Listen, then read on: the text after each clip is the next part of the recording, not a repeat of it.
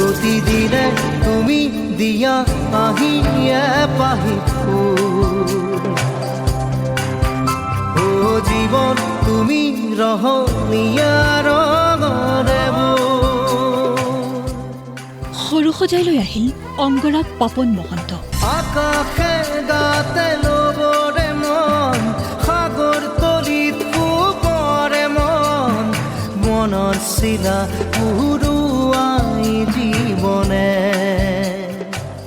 প্ৰয়াত জুবিন গাৰ্গলৈ জনালে আন্তৰিক শ্ৰদ্ধাঞ্জলি। দেওবাৰে ৰাইজৰ প্ৰাণৰ শিল্পী জুবিন গাৰ্গৰ নশ্বৰ দেহ গুৱাহাটী আহি পোৱাৰ পিছৰে পৰা প্ৰশ্ন এটা উঠিছিল, এনে এক ৰাজ্যজোৰা শোকৰ সময়ত পাপন কিয় নাই?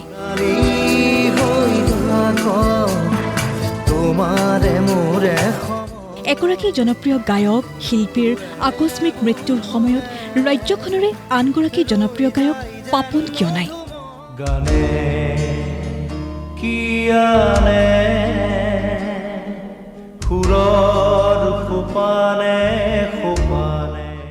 পিছে সেই প্ৰশ্নৰ উত্তৰ হিচাপে অৱশেষত দেওবাৰে মাজনিশা আহি গুৱাহাটীত উপস্থিত হ'ল অংগৰাগ পাপন মহন্ত।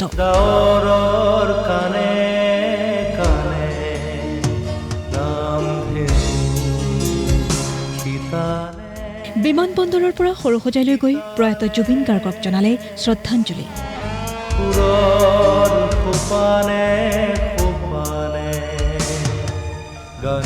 মাজনিশা আহি গুৱাহাটীত উপস্থিত হোৱাৰ সময়ত যথেষ্ট বিমৰ্ষ দেখা গৈছিল পাপন মহন্তক। সংবাদ মাধ্যমৰ সৈতে মুখামুখি হোৱাৰ সময়তেই জুবিন গাৰ্গৰ কথা ক'বলৈ গৈ ক'লে, এনে জীৱন পাবলৈ ধন্য হ'ব লাগিব। জীয়াই থাকোঁতে এনেকুৱা এজন কোনো শিল্পীয়ে তেওঁৰ যিটো পাইছিলে সেইটো কোনো কেতিয়াও পোৱা নাই, কেতিয়াও নাপাব। সেইটো আৰু তাৰ লগত আগৰ কথাও নাপাতোঁ, কাৰো তুলনা কৰি লাভ নাই, কাৰো লগত কেনেকুৱা হৈছিল বা আগলৈ কোনে কেনেকুৱা। কিন্তু এইটো মানে ভাবিয়ে কিবা লাগিছে যে মানে ধন্য হ'ব লাগিব এনেকুৱা এটা জন্ম ল'বলৈ।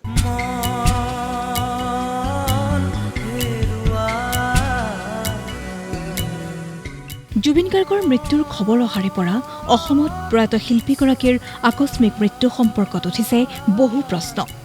ৰাইজৰ হিয়াৰ মাজত থকা শিল্পীগৰাকীৰ মৃত্যুত ৰহস্য থকা বুলি ইতিমধ্যে উঠিছে তদন্তৰ দাবী। ৰাইজে বিচৰাৰ দৰে পাপন মহন্তয়ো বিচাৰিছে নিৰপেক্ষ তদন্ত। তদন্তটো হোৱাটো আই থিংক মই বুলি নহয়, গোটেই অসমৰ ৰাইজে বা গোটেই অসমবাসীয়ে বিচাৰিছে, চৰকাৰে কৰিম বুলি কৈছে তদন্ত। গতিকে এইটো হোৱাটো উচিত। মোৰ মতে প্ৰপাৰ ইনভেষ্টিগেশ্যন কৰিব লাগে, কৰি পেলাই তাৰ পৰা যি ওলাব সেইটো কৰাটো উচিত। আৰু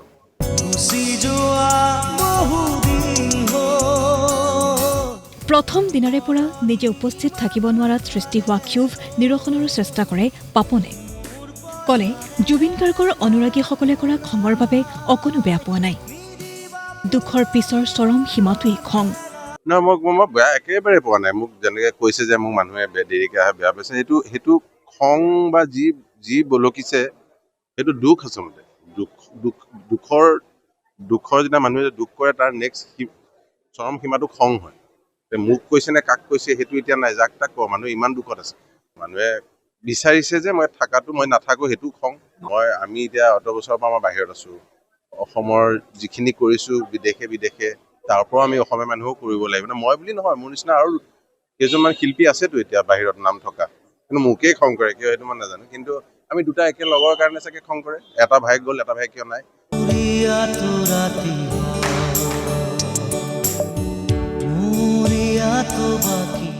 এইখিনিৰ পিছতেই অকপটভাৱে পাপনৰ মুখত ওলাল এষাৰ গুৰুত্বপূৰ্ণ কথা। ক'লে, মই গান গাব পাৰিম, কিন্তু জুবিন হ'ব নোৱাৰিম। তেওঁৰ জেগা মই পুৰাব নোৱাৰিম, সেইটো মোৰ শক্তি নাই, সেইটো মই জানো।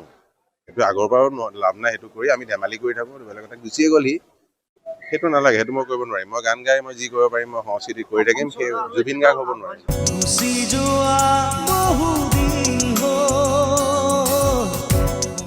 দেওবাৰে নিশাৰ পিছত সোমবাৰে দিনটো পুনৰ সৰু সজাইলৈ যায় অংগৰাগ পাপন মহন্ত। মাত লগাই গৰিমা গাৰ্গক জ্ঞাপন কৰে সমবেদনা।